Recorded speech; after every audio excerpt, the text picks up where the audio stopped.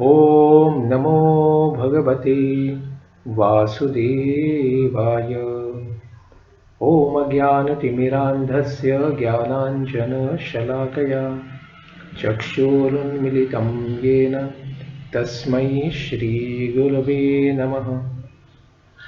हरे कृष्णा। सब भक्तों का स्वागत है प्रातःकालीन श्रीमद् भागवतम के पाठ में। हम श्रवण कर रहे हैं श्रीमद् भागवतम का चतुर्थ स्कंद। इसके अंतर्गत अध्याय 24वां प्रचेताओं के उपाख्यान में रुद्र गीत को हम श्रवण कर रहे हैं।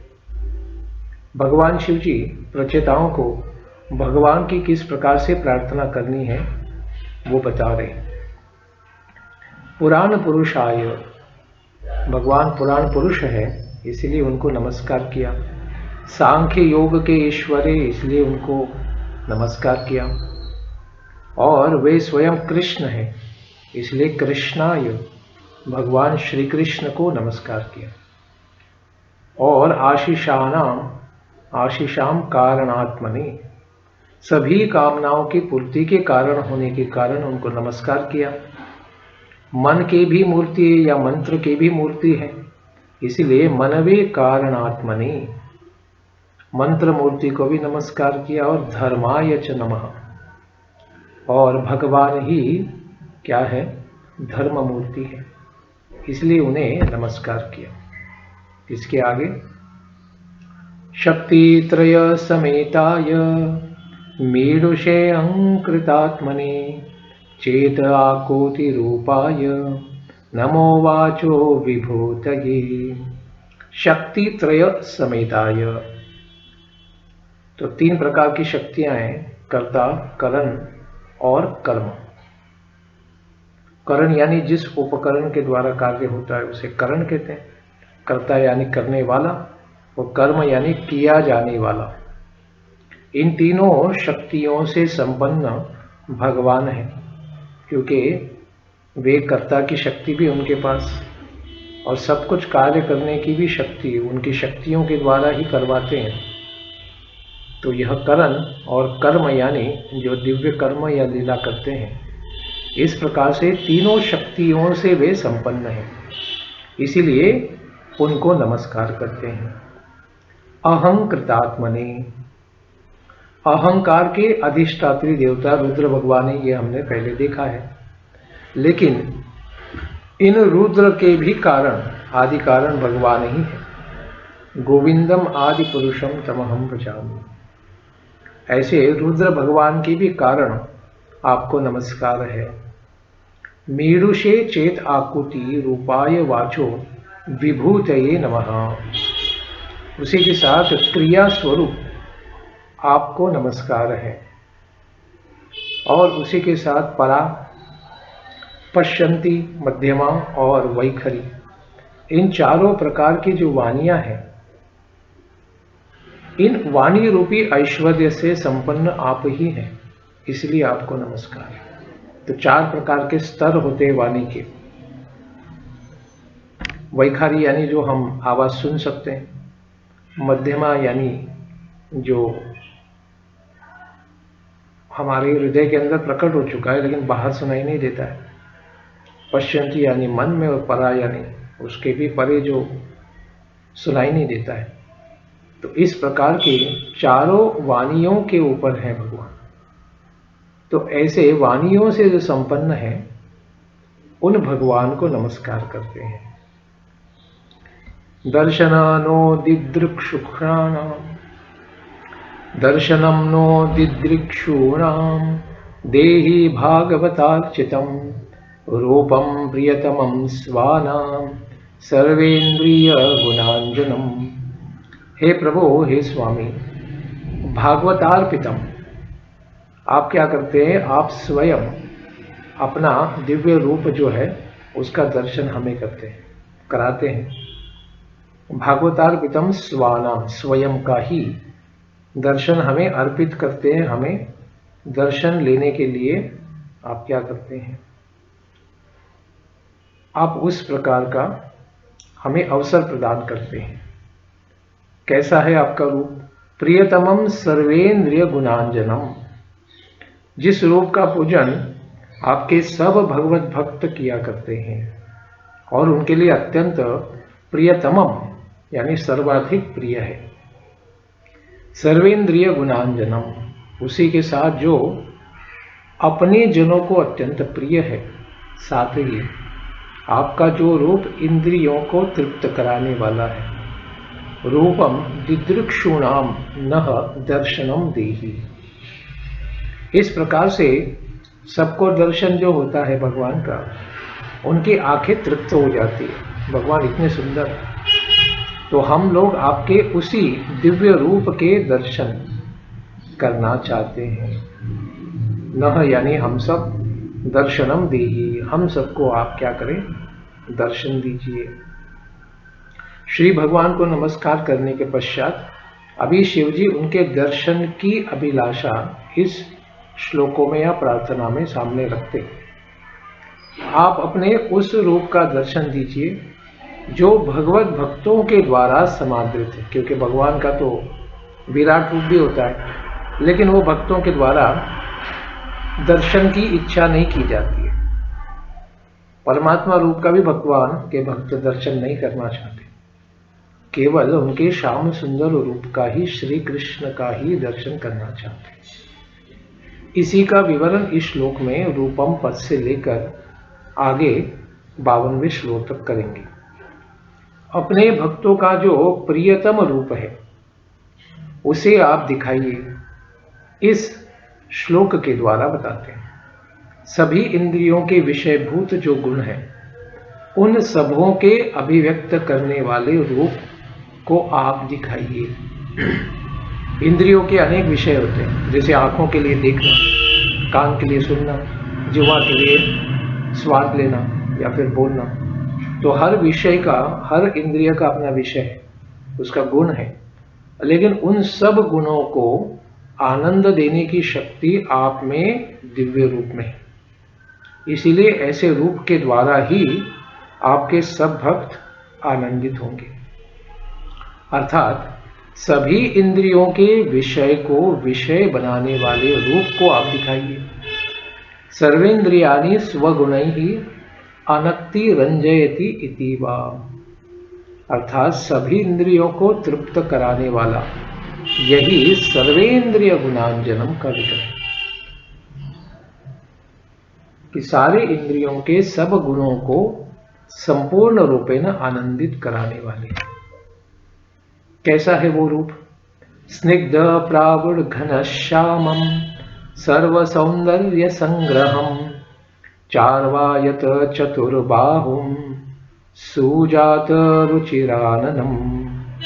स्निग्ध प्रावुर घनश्याम, वर्षाकालीन मेघ के समान स्निग्ध ऐसे घनश्याम वो दिव्य रूप है। सर्व सौंदर्य संग्रहम, संसार में जिसकी भी सौंदर्य करके चर्चा है, उस संपूर्ण सौंदर्य के सार स्वरूप आपका वो दिव्य रूप है। लेकिन यहाँ ऐश्वर्य भाव की भक्ति है, इसीलिए ये कौन सा रूप है?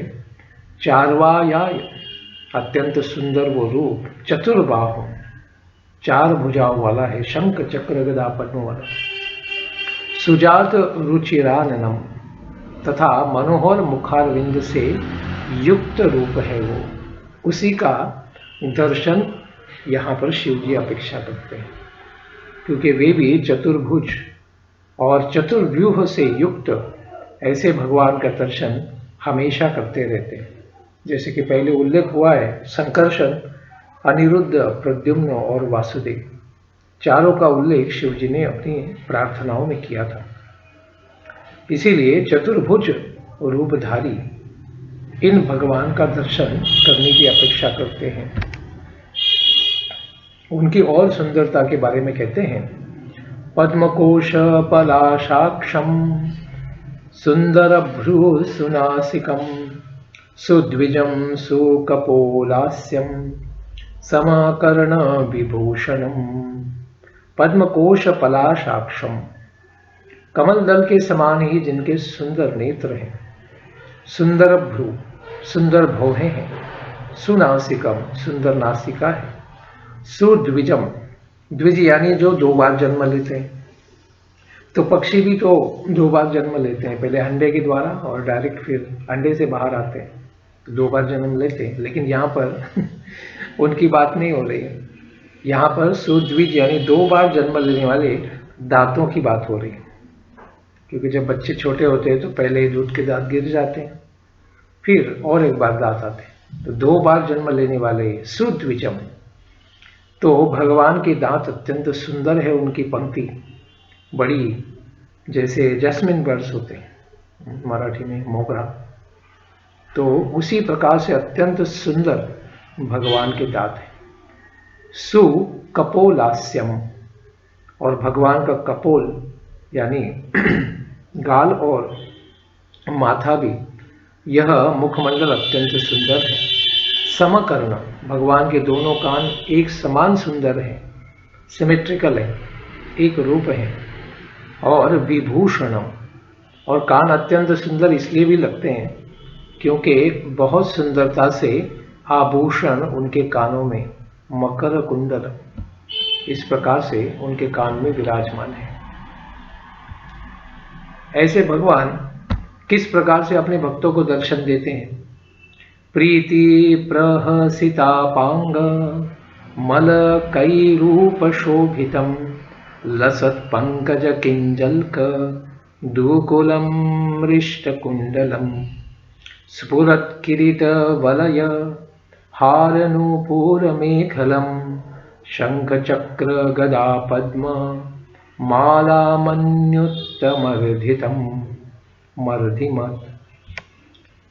प्रीति प्रहसितापांगम, अत्यंत प्रीतिपूर्ण उन्मुक्त हंसी और उनकी तिरछी चितवन है। भगवान अपने कानों के आंखों के कोनों से अपने भक्तों को देखते हैं। अलकैर रूप शोभितम, और भगवान के काले अत्यंत घुंघराले बाल हैं जो चमकते रहते हैं। लसत, चमकने वाले ऐसे बाल हैं। पद्म पुण्य, पराग के समान ही उन्होंने क्या किया है? पीतांबर वस्त्र धारण किया है। उसी के साथ झिलमिलाते कुंडल, चमचमाते हुए किरीट, कंकन, हार, नुपुर और करधनी आदि आभूषणों से वे युक्त हैं। अभी बहुत सारे लोग करधनी बिल्कुल पहनते ही नहीं। शंख चक्र गदा वनमाला और कौस्तुभ मणि से भी समृद्धि संपन्न वह रूप, आप क्या कीजिए, हमें दर्शन कराइए। तो भगवान की सुंदरता का यहाँ परिपूर्ण रूपेण वर्णन शिवजी महाराज करते हैं कि भगवान सारे आभूषणों से युक्त है, अलंकारों से युक्त है, और यही उनके समृद्धि का संपन्न रूप है।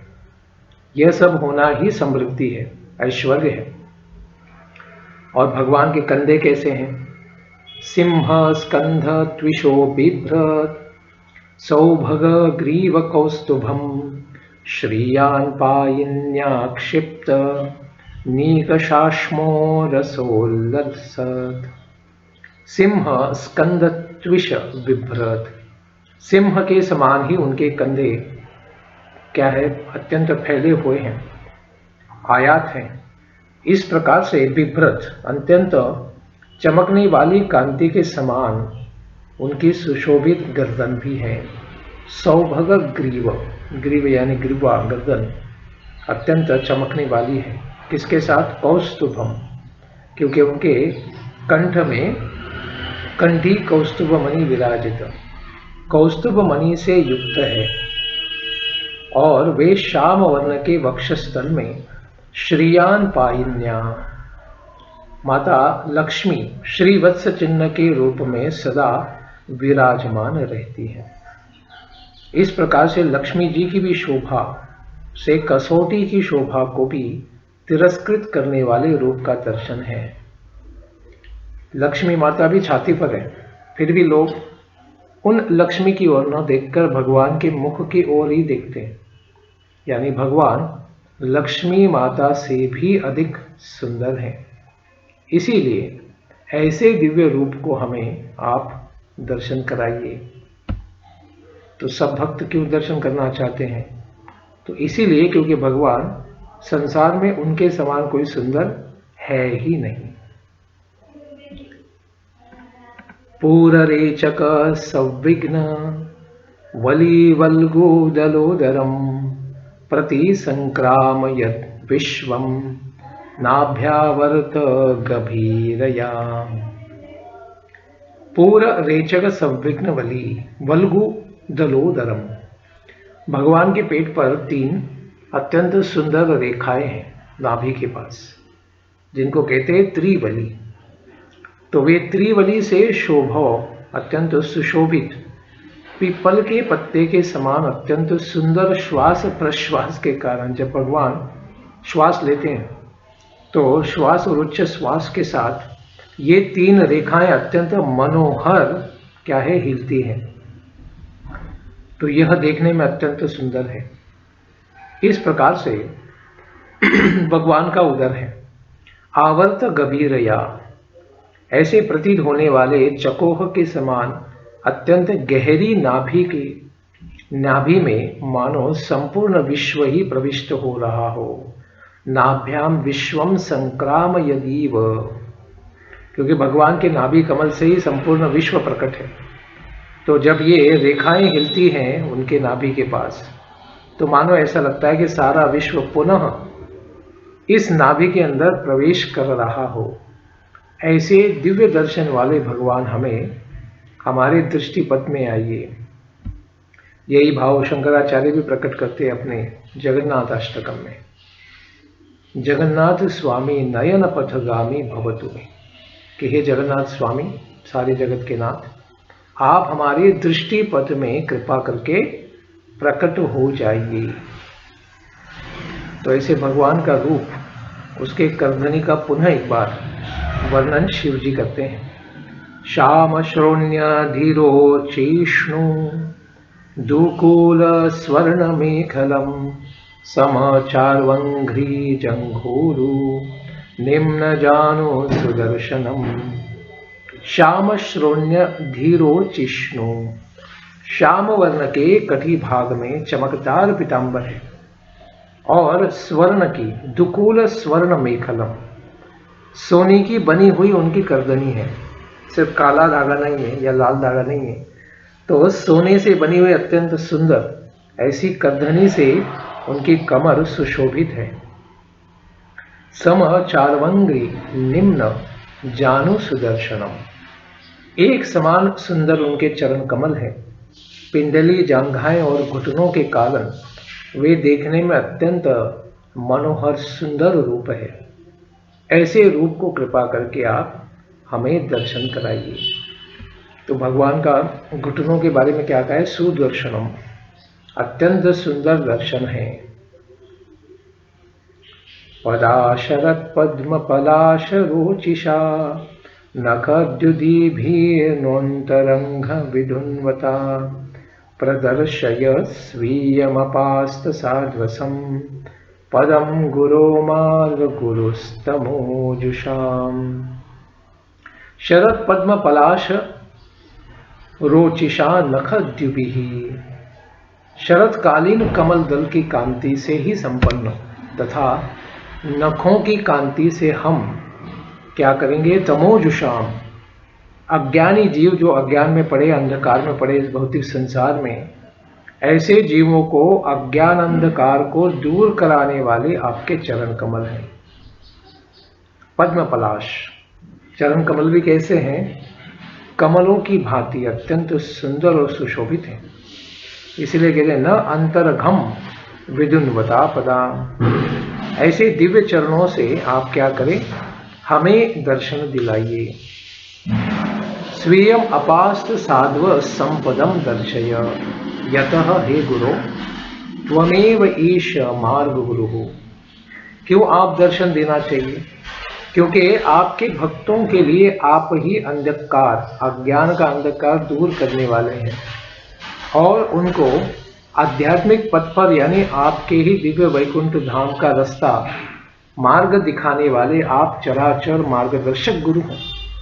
इसीलिए आप क्या करें, आप स्वयं जब प्रकट हो जाएंगे तो आपके दिव्य तेज के द्वारा हमें आपके चरणों तक पहुंचने का रास्ता अनायास ही प्राप्त हो जाएगा। इसलिए आप प्रकट हो जाइए और हमारे अज्ञान को नष्ट कर दीजिए। यही अपेक्षा हर एक साधक या भक्त करता है, जिसको शिवजी महाराज प्रचेताओं को सिखाते हैं और उसके माध्यम से हमें भी सिखाते हैं। एतद्रूपम अनुध्येयम आत्मशुद्धिम अभिप्सताम यद्भक्ति योगो भयदः स्वधर्मम अनुतिष्ठताम आत्मशुद्धिम अभिप्सिताम। हमारे अंतःकरण हृदय की शुद्धि चाहने वाले पुरुषों को एतद रूपम, यह दिव्य रूप, अनुध्येयम, निरंतर रूप से बारंबार प्रतिदिन प्रतिक्षण ध्यान करने योग्य है।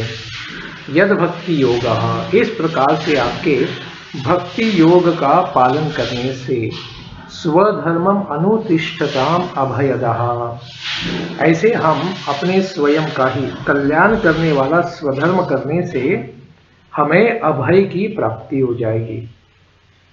यानी भौतिक संसार जो भय सागर है, इस भव सागर से भय से हमारी मुक्ति हो जाएगी। इसीलिए हम आपका दर्शन करना चाहते हैं। ऐसा नहीं किसी दुखी जीवों के आप गति हैं, लेकिन महान से महान देवता भी आपकी ही प्रार्थना करते हैं। भवान भक्तिमता लभ्यो दुर्लभः सर्वदेहिनां स्वाराज्यस्याप्यभिमत एकांतेनात्मविद्गतिः। स्वाराज्यस्याभिमतः, तो इस संसार में स्वराज्य तो स्वर्ग के देवताओं को भी प्राप्त है, खास करके ये स्वर्ग के स्वामी इंद्र भी आपको ही प्राप्त करना चाहते हैं। उनका भी अभिमत यही है कि आपकी कृपा को प्राप्त किया जाए। एकांतेन आत्म विद्गति ही, और दूसरी कोई गति नहीं चाहते, इसलिए एक अंत गति, एक ही गति चाहते हैं कि आपके चरणों का दर्शन। क्यों? भवान भक्तिमता लभ्य, इस प्रकार से आत्मज्ञानियों की भी गति जो आप है, आपकी भक्ति योग से युक्त होकर ही क्या होता है, आपके चरणों को प्राप्त किया जा सकता है। भक्तिमता लभ्य भवान, आप केवल भक्ति के द्वारा ही प्राप्त हैं। सर्वदेही नाम दुर्लभ, लेकिन इस भौतिक संसार में भव सागर में फंसे जो भी शरीरी हैं, जो शरीर के अंदर फंसे हुए हम सब जीव हैं, हम सबके लिए आप अत्यंत दुर्लभ है। इसीलिए आपकी भक्ति के द्वारा ही हम आपको प्राप्त कर सकते हैं। इसीलिए भगवान की भक्ति का गुणगान करते हैं शिव जी, जिसके द्वारा भगवान प्राप्त है। तम दुराराध्यम आराध्य सतामपि दुरापया एकांत भक्त्या को वांछे पादमूलम विना बहि। सतामपि दुरापया एकांत भक्त्या, सत्पुरुषों को भी अत्यंत दुर्लभ है क्या?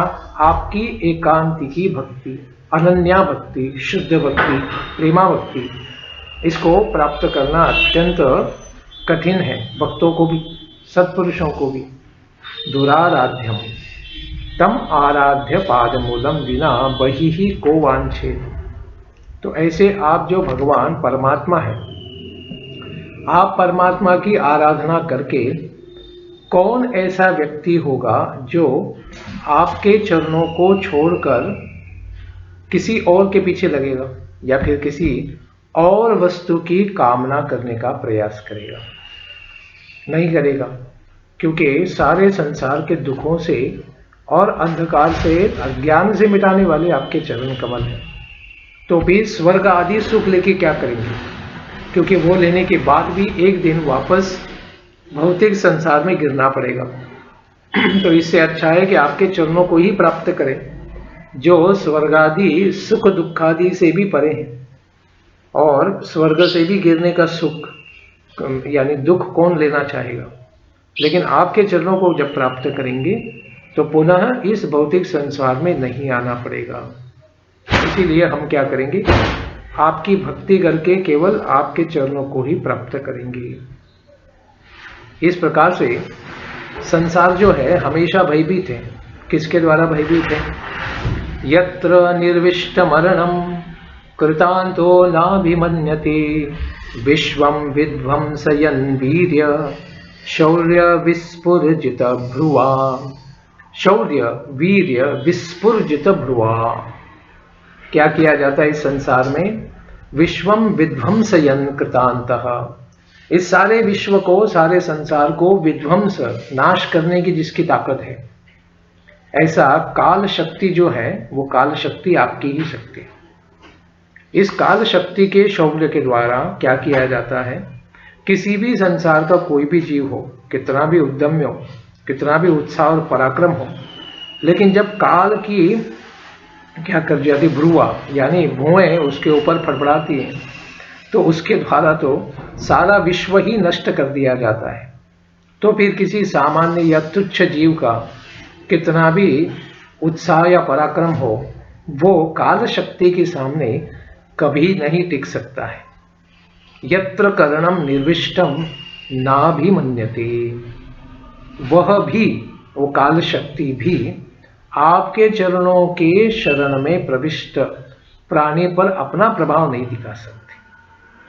कितने आपके चरण कमल महान हैं कि काल शक्ति सबका नाश कर देती है, लेकिन जब कोई आपके चरणों में समर्पित हो जाए, आपके चरणों का आश्रय प्रदान उसे आपने कर दिया, तब फिर सारे संसार का नाश करने वाला होने पर भी वह काल आपके भक्त का, आपके शरणागत भक्त का नाश नहीं कर सकता है। इसीलिए सारे संसार को डराने वाला काल आपसे डरता है। इसीलिए हम काल से नहीं डरते, हम केवल आपके चरण कमलों का आश्रय लेकर काल नामक आपकी शक्ति को, विध्वंस करने वाली शक्ति को भी जीत जाएंगे, जिसका प्रतीक है हमारे जीवन में मृत्यु। तो ऐसे मृत्यु को भी हम जीत जाएंगे। तो इसका क्या लाभ मिलेगा? क्षणार्धेनापि तुलये न स्वर्गम न पुनर्भवम भगवत संगी संगस्य मर्त्यानाम किमुताशीषः। भगवत संगी संगस्य, आपकी जो भक्ति है वो कोई एकांती अकेला तो कोई कर नहीं पाता है, केवल आपके भक्तों के संग में ही इसको किया जाता है। इसीलिए ऐसे भगवत संगी संगस्य, कितना संग मिले? क्षणार्धेन अपि, एक क्षण भी नहीं तो अर्धा क्षण, केवल आधे क्षण के साथ भी उसकी तुलना किसके साथ नहीं की जा सकती है? ऐसे सत्संग से।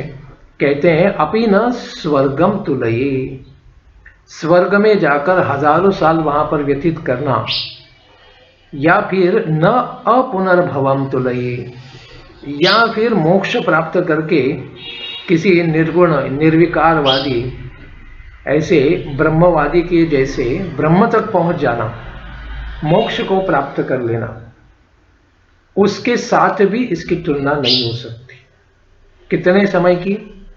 केवल अर्धे क्षण, आधा क्षण आपके शुद्ध भक्तों का सत्संग प्राप्त करने पर।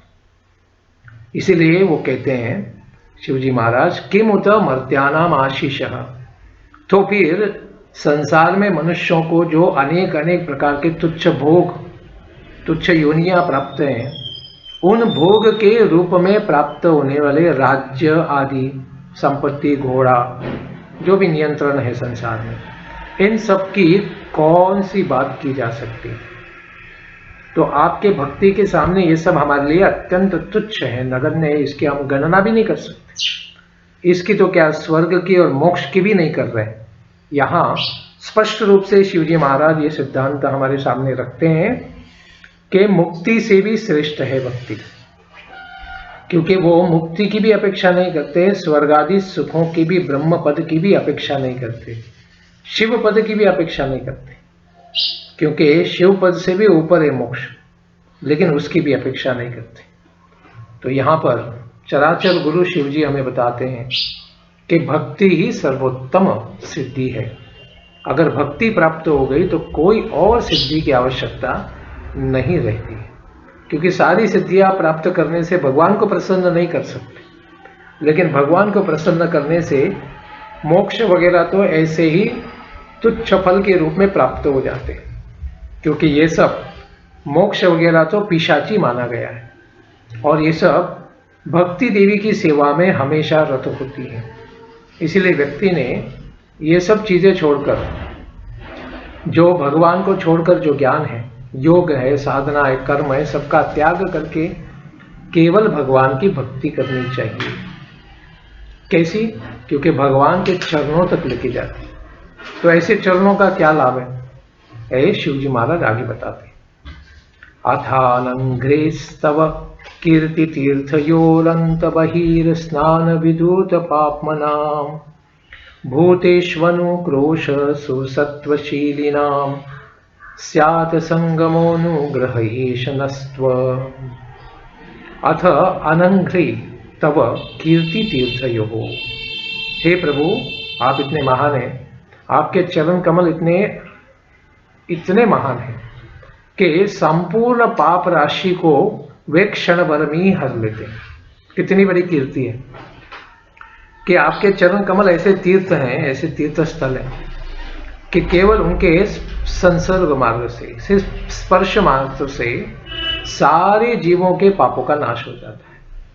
कैसे? अंतर बहि स्नान विदूतः, कि हम चाहते हैं कि जिन लोगों ने आपकी कीर्ति रूपी गंगा और तीर्थ, जैसे गंगा भी भगवान के चरणों से ही प्रकट है, इसमें आंतरिक और बाह्य स्नान करके, शरीर से भी स्नान करें, मन से भी स्नान करें, तो क्या होगा? आंतरिक और बाह्य दोनों प्रकार के पापों को ये क्षण भर में धो डालती है। विधूत विशेषेण धुनोति, पूर्ण रूपेण धो डालती हैं।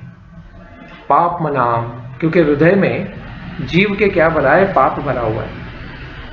तो ऐसे पापी के हृदय से सारा पाप क्षण भर में दूर हो जाएगा। भूतेषु अनुपोष सुसत्वशीलिनम संगमः स्यात् एष नः तवानुग्रहः। इसीलिए कहते हैं कि उसके कारण जीवों पर कृपा, राग आदि से रहित चित्तशील एवं रुजुता आदि गुणों से संपन्न है। ऐसे लोगों की संगति मुझे मिलती रहे। कैसी संगति चाहिए? जो आपके चरण कमलों से सदा उनको राग हो गया है, अनुराग हो गया है, आसक्त हो गए। आपके चरणों के बिना वो लोग रह नहीं सकते। इस प्रकार से जो आसक्त हैं आपकी चरणों की संगति में, ऐसे ही भक्तों का हमें संगम हो, सत्संग प्राप्त हो, स्यात् होता रहे। यही तव अनुग्रह, यही हम लोगों पर आपका अनुग्रह हो, दूसरा कुछ नहीं चाहिए। केवल आपके सत्पुरुषों की संगति चाहिए, क्योंकि कोटिष्वपि महामुनि, करोड़ों में कोई एक जीव होता है जो भगवान के चरणों में समर्पित हो जाता है। तो ऐसे भक्तों का सत्संग प्राप्त होना अत्यंत दुर्लभ है, ऐसा शिव जी भी कहते हैं।